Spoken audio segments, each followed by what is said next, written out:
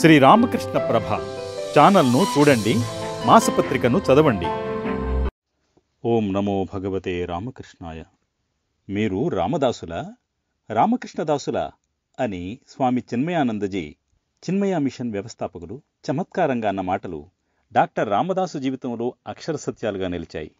విద్యార్థి దశలో హృదయంలో ప్రవేశించిన రామకృష్ణ వివేకానందుల భావతరంగాలలో జీవిత చర్మాంకం వరకు ఆయన తేలియాడారు. చిత్తూరు జిల్లాలో 1913 డిసెంబర్ 24 జన్మించిన డాక్టర్ రామదాసు వృత్తిరీత్యా వైద్యునిగా గుంటూరులో స్థిరపడినా ప్రవృత్తిగా ఆధ్యాత్మిక సేవను స్వీకరించారు. స్వాతంత్ర్యం సిద్ధించి అభివృద్ధికి బాటలు వేస్తున్న రోజులవి. పేదవారికి పెన్నిదిగా రామకృష్ణ భక్తులు నిలిచిన కాలం. డాక్టర్ రామదాసు కూడా గుంటూరు నగర పేదలకు విద్యా వైద్య సేవలందించేందుకు నడుం బిగించారు. ప్రతిరోజు 2 గంటల పాటు పేదలకు వైద్య సేవలను అందించేవారు. ఆయన తన కార్యాచరణలో భాగంగా తోటి మిత్రులు శ్రీ అంకయ్య నాయుడు లాంటి వారిని కూడదీసి 1965లో గుంటూరులో శ్రీ రామకృష్ణ సేవా సమితిని స్థాపించారు. ఈ సమితికి అనుబంధంగా రామకృష్ణ విద్యాలయం పేరుతో పాఠశాలను ఏర్పాటు చేశారు. పేద పిల్లలకు విద్యాసేవను అందిస్తూ ఆధ్యాత్మిక సేవకు ఆలంబనగా 1971లో నగరపాలెంలో శ్రీ రామకృష్ణ మందిరాన్ని నిర్మించారు.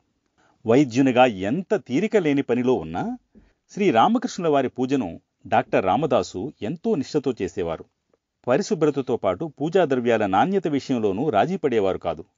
దాదాపు 35 ఏళ్ల పాటు నిత్య పూజ, ఆరాత్రికం, విశేష ఆధ్యాత్మిక సేవా కార్యక్రమాలు నిర్విరామంగా నిర్వహించిన డాక్టర్ రామదాసు స్ఫూర్తితోనే బాపట్ల, రెంటచింతల, చిలకలూరిపేట, మాచెర్ల, కర్లపాలెం, పెద్దవడ్లపూడి తదితర చోట్ల శ్రీ రామకృష్ణ సేవా సమితులు ఏర్పడ్డాయంటే అతిశయోక్తి కాదు.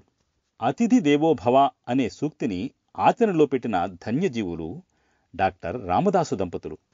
ప్రముఖ రామకృష్ణ మఠ స్వామీజీలను, శారదామఠ మాతాజీలను ఆహ్వానించి వారిని సేవించి ఆధ్యాత్మిక ప్రసంగాలను ఏర్పాటు చేసేవారు. గుంటూరులోని శ్రీ రామకృష్ణ సేవా సమితిని ఏనాటికైనా కోల్కతాలోని ప్రధాన కేంద్రమైన రామకృష్ణ మిషన్కు గాని, శారదా మఠానికి గాని అనుబంధ సంస్థగా చేయాలని ఆయన నిర్విరామంగా కృషి చేశారు. ఆయన కృషి ఫలించి గుంటూరు శ్రీ రామకృష్ణ సేవా సమితి 2000 ఏప్రిల్లో శ్రీ శారదా మఠం అనుబంధ సంస్థగా శారదా మఠం మిషన్లో విలీనమైంది. రామకృష్ణ మందిరానికి వెనుక వైపు ఉన్న తమ విశాల భవనాన్ని శారదా మఠానికి సమర్పించి ఆ మాతృదేవి గురించి నిత్యం చింతన చేసే భాగ్యాన్ని గుంటూరు పట్టణ వాసులకు కల్పించారు.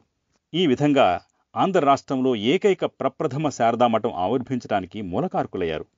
అలా భగవత్కరుణ వల్ల తన చిరకాల ఆధ్యాత్మిక ఆశయం నెరవేరిన 2 నెలలకే తన 77వ ఏట 2000 జూన్ 8న డాక్టర్ రామదాసు శ్రీ రామకృష్ణునిలో ఐక్యమయ్యారు. ఇప్పటికీ శ్రీ శారదామఠ ప్రాంగణంలో శిలాఫలకంపై లిఖించబడిన "ఓ ప్రభు, నీవిచ్చిన దానిని తిరిగి నీకే సమర్పిస్తున్నాను" అన్న వ్యాఖ్యలు డాక్టర్ రామదాసు ఆధ్యాత్మిక వికాసానికి, సేవానిరతికి తార్కాణాలు.